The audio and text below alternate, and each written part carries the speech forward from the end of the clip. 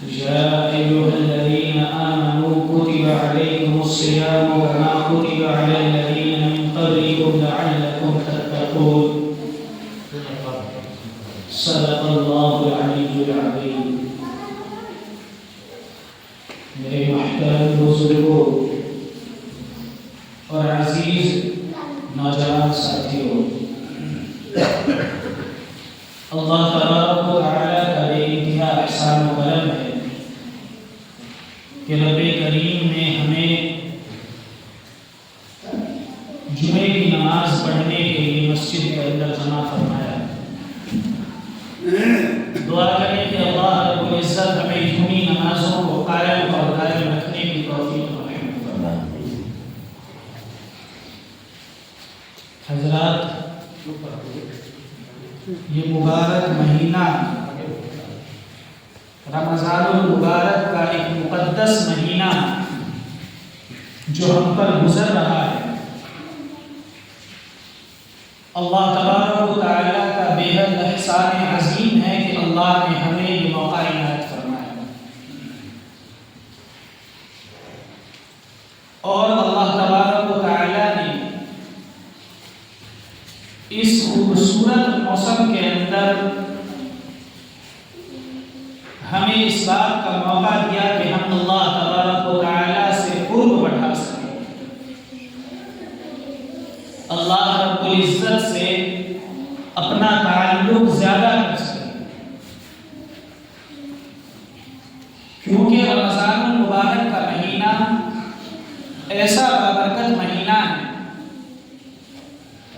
کہ اس مہینے کے اندر اللہ تبارک و تعالیٰ اپنے بندوں کی جانب متوجہ ہوگا۔ ان 30 دنوں میں اللہ تبارک و تعالیٰ نے 3 اجزاء رکھے۔ ان 30 دنوں کو اللہ نے 3 حصوں میں تقسیم کیا۔ شروع کے 10 دن، پہلا عشرہ، ان 10 دنوں میں اللہ تبارک و تعالیٰ کی رحمت نازل ہوتی ہے۔ اللہ تبارک و تعالیٰ کی رحمتوں کے سائے میں اللہ کے بندے رہتے ہیں۔ درمیان کے 10 دن اللہ تبارک و تعالیٰ کی جانب سے مغفرت نازل ہوتی ہے، اللہ تبارک و تعالیٰ کی جانب سے بخشش نازل ہوتی ہے، اللہ اپنے بندوں کو معاف فرماتا ہے، بخش دیتا ہے۔ اور آخری 30 دن، آخری 10 دن جو سب سے آخری عشرہ ہے، اس میں اللہ تبارک و تعالیٰ نے جہنم سے خلاصی رکھی، جہنم سے چھٹکارا رکھا، اپنے ان بندوں کو جن کے بارے میں یہ حکم ہو چکا کہ وہ بندے اللہ کے جہنم میں جائیں گے، ان کو اللہ جہنم سے بچاتا ہے، ان کو جہنم سے نجات اور چھٹکارا دیتا ہے۔ یہ اتنا بابرکت مہینہ ہے۔ رمضان المبارک کا مہینہ اتنا برکت والا مہینہ ہے کہ یکم رمضان المبارک سے پہلی تاریخ سے آخری تاریخ تک پورے رمضان المبارک میں ہر ایک دن افطار کے وقت میں اللہ تبارک و تعالی ہر دن 10 لاکھ گناہگاروں کی مغفرت فرماتے ہیں۔ اور جو سب سے آخری دن ہوتا ہے، اس آخری دن میں پہلی تاریخ سے لے کر کے آخری تاریخ تک 10 لاکھ کے اعتبار سے جتنے لوگوں کی مغفرت کی جاتی ہے، ان تمام لوگوں کو جوڑ کر کے سب سے آخری دن میں اس کے تعداد کے برابر اللہ لوگوں کی بخشش کرتا ہے۔ یہ اتنا برکت والا مہینہ ہے۔ یہ رمضان المبارک کا مہینہ اتنا بابرکت ہے کہ اسی مہینے میں اللہ تبارک و تعالیٰ نے اپنے احکامات قرآن مجید کی شکل و صورت میں اپنی بندوں تک پہنچایا ہے۔ اس مہینے کے اندر ایک رات شب قدر لیلۃ القدر ایسی رات ہے کہ جس کو اللہ تبارک و تعالیٰ نے 1000 راتوں پر فضیلت بخشی۔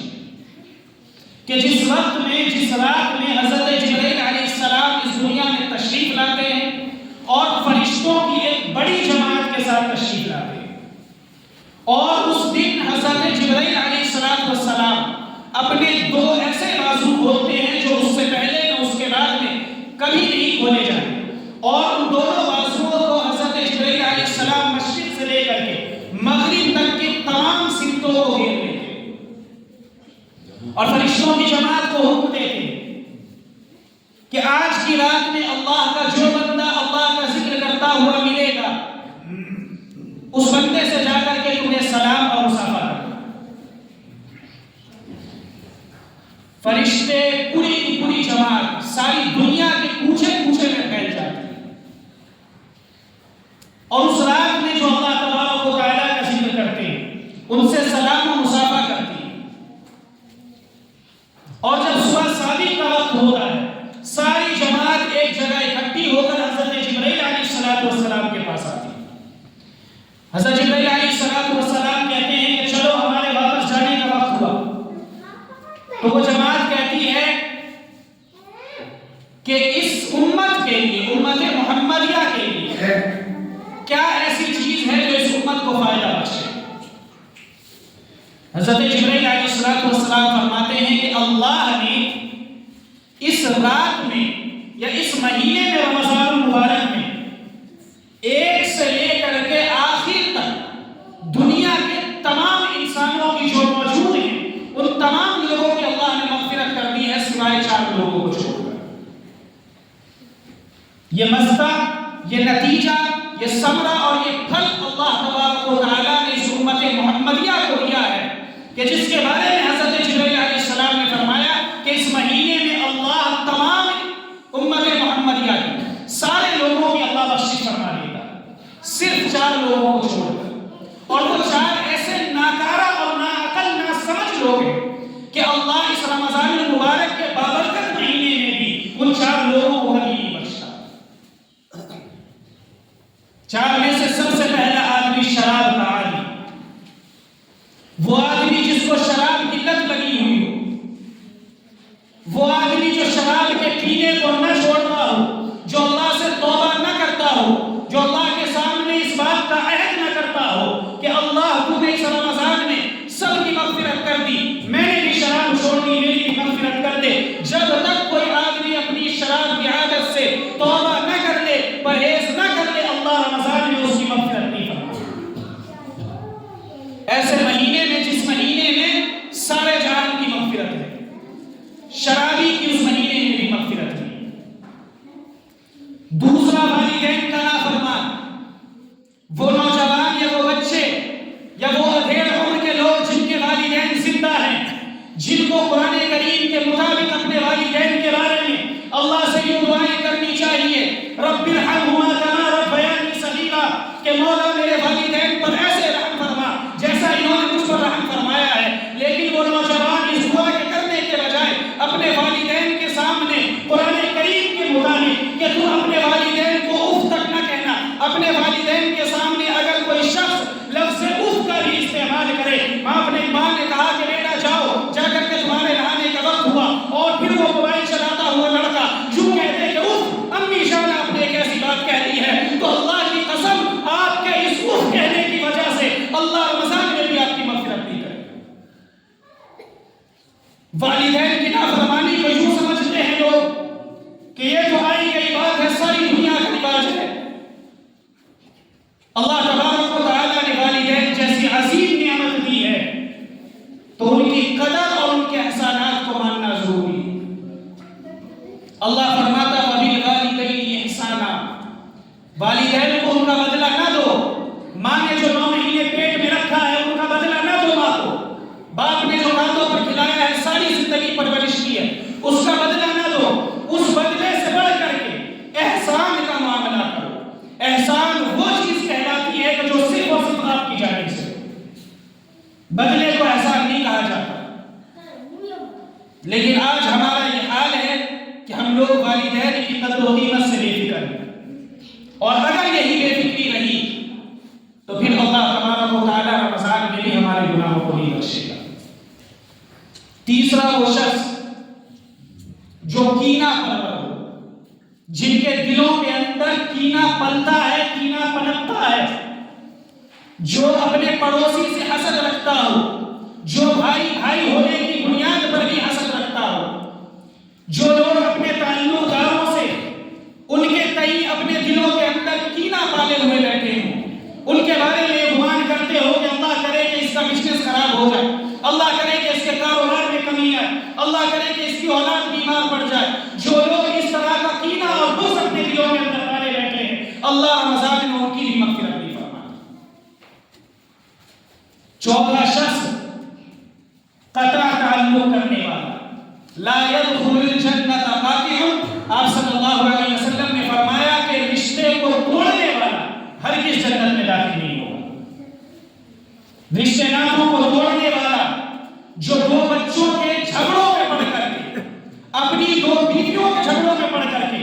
جو دو بھائی آپس میں باتوں کو کرنا بند کر دیتے، جو دو بھائی آپس میں جھگڑتے ہیں، ان بھائیوں کے لیے آپ صلی اللہ علیہ وسلم کا پیغام ہے کہ اگر آپ نے اسی طرح اپنے رشتوں کو ختم کر رکھا ہے تو یاد رکھنا، آپ میں سے کسی کی بھی غلطی ہو، اگر آپ بات نہیں کرتے، رشتوں کو ختم کرتے، تو اللہ رمضان میں بھی آپ کو معاف نہیں کرے۔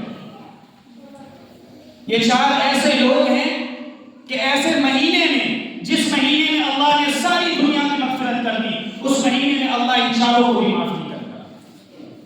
اس لیے ہمیں چاہیے کہ ہم ان گناہوں سے توبہ کریں،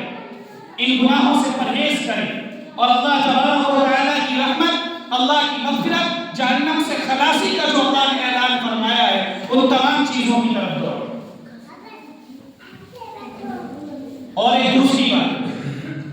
رمضان المبارک کے اندر اللہ تبارک و تعالیٰ نے ایک عبادت رکھی، نہ کوئی مالی عبادت، نہ بدنی عبادت، بعض علماء نے اس کو فعلی عبادت قرار دیا۔ فعلی عبادت ایسا فعل کہ جس عبادت میں اللہ تبارک و تعالیٰ نے گناہوں سے بچنے کا حکم دیا، وہ عبادت اللہ تبارک و تعالیٰ نے فرض کی ہے روزہ۔ قرآن مقدس کہتا ہے یا ایھا الذین آمنوا کتب علیکم الصیام، کہ ایمان والو تم پر روزہ اس طریقے پر فرض کیا گیا ہے کما کتب علی الذین من قبلکم، جس طرح تم سے پہلے لوگوں پر فرض کیا گیا۔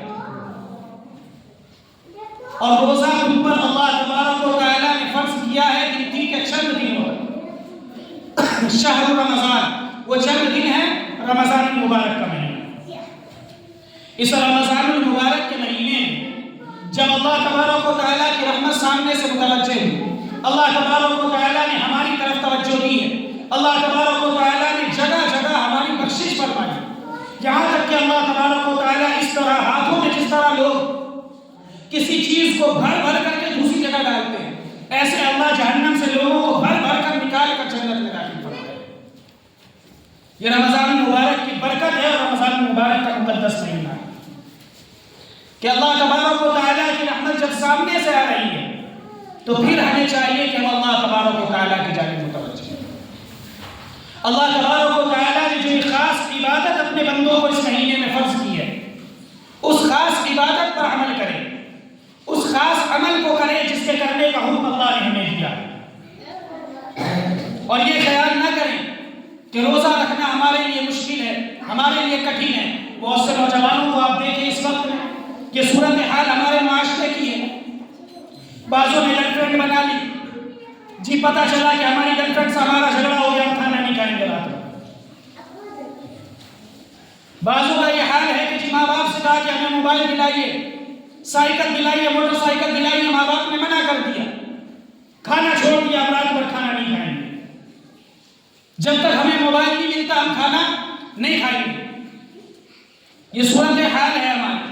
کہ اگر آپ کھانا نہیں کھاؤ گے تو ہم نہیں کھائیں گے، اس وقت میں ہمیں بھوک نہیں لگتی۔ اللہ تبارک و تعالیٰ کہتا ہے صبح صادق سے لے کر کے غروب شمس تک بھوکے رہو تو ہمیں بھوک لگ جاتی ہے۔ اپنی گرل فرینڈ کی خاطر، اپنے ماں باپ سے موبائل لینے کی خاطر، اپنی دوستی کی خاطر، اپنی اس محبت کی خاطر جو دنیاوی محبت ہے، جس کے بارے میں ہم یوں کہتے ہیں کہ اگر آپ نے نہیں کھایا ہم بھی نہیں کھائیں گے کھانا، ان تمام خاطر کی وجہ سے آج ہم لوگ کھانا چھوڑ سکتے ہیں۔ تو کیا وجہ ہے کہ جس رب نے ہمیں پیدا کیا ہے، جو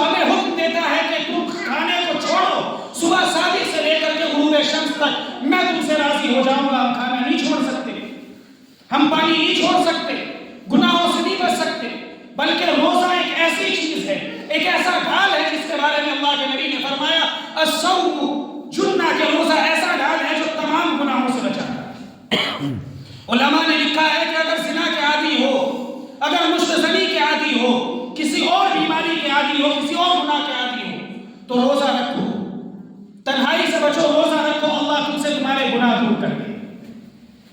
نفس پر قابو پانا سیکھ جاؤ گے۔ قرآن کریم کہتا ہے یا ایھا الذین آمنوا کتب علیکم الصیام کما کتب علی الذین من قبلکم، تم پر روزہ فرض کیا گیا ایسے جیسا کہ پہلے لوگوں پر فرض کیا گیا، کیوں؟ لعلکم تتقون، اس لیے فرض کیا گیا تاکہ تم پرہیزگار بن جاؤ، تاکہ تم گناہوں سے بچ جاؤ۔ اور یہ کیا حالت بنا رکھی نوجوانوں نے؟ اللہ تبارک و تعالیٰ نے آپ کو 25 اور 30 سال کی عمر دی اور آپ روزہ نہیں رکھتے، اللہ کی عبادت نہیں کرتے، اور یہ وہم و گمان پالے بیٹھے ہو کہ رمضان کا مہینہ ہے اللہ ہماری مغفرت کر دے گا۔ اللہ تبارک و تعالیٰ رحمان و رحیم ہے، یہی وہم و گمان یہود و نصارہ نے پالا تھا۔ قرآن کریم کہتا ہے یہودیوں کے بارے میں، یہودی کہتے تھے لن تمسنا النار الا ایاما معدودات، کہ جہنم کی آگ ہمیں کبھی نہیں چھوئے گی۔ کیوں نہیں چھوئے گی؟ نحن ابناء اللہ، ہم اللہ کے بیٹے ہیں، واحباؤہ، ہم اللہ کے چہیتے ہیں، جہنم کی آگ میں ہمارا جانا نہیں ہوگا۔ اگر ہم جہنم میں جاتے ہیں تو گنتی کے چند دنوں تک جائیں گے، جو ہم نے گناہ اس دنیا میں کیے اس کی سزا کاٹنے کے لیے۔ لیکن یہ گمان نہ کرنا، اللہ تبارک و تعالیٰ نے صرف اور صرف ان لوگوں کو جنت میں داخل کیا ہے جو اللہ کو راضی کرتے ہیں، جو لوگ صرف اور صرف اس خبر کو پالے بیٹھے ہیں، اس فعل کو پالے بیٹھے ہیں کہ اللہ ہماری مغفرت کر دے گا، ہم اللہ کی خلاف ورزی کریں گے، اللہ کے حکم کی خلاف ورزی کریں گے، تو یاد رکھنا اللہ تبارک و تعالیٰ کی جنت اتنی آسان نہیں ہے، اللہ کی رحمت اتنی آسان نہیں ہے۔ اللہ کی خاطر روزہ رکھو، بھوکے رہو، نمازیں پڑھو، تراویح پڑھو، رمضان کی قدر کرو، تو اللہ مغفرت کرے گا، ورنہ یاد رکھنا بہت سے ایسے بھی ہوں گے جن کو اللہ جہنم کی آگ میں تپائے گا۔ یہ کیا خیال کر رکھا تم نے کہ جی رمضان المبارک کا مہینہ آیا تو یوں ہی ہماری مغفرت ہو جائے گی، ہم ہنستے کھیلتے ایک دن پہنچ جائیں گے جنت میں، وہیں سے آئے تھے آدم وہ میرے باپ کا گھر ہے۔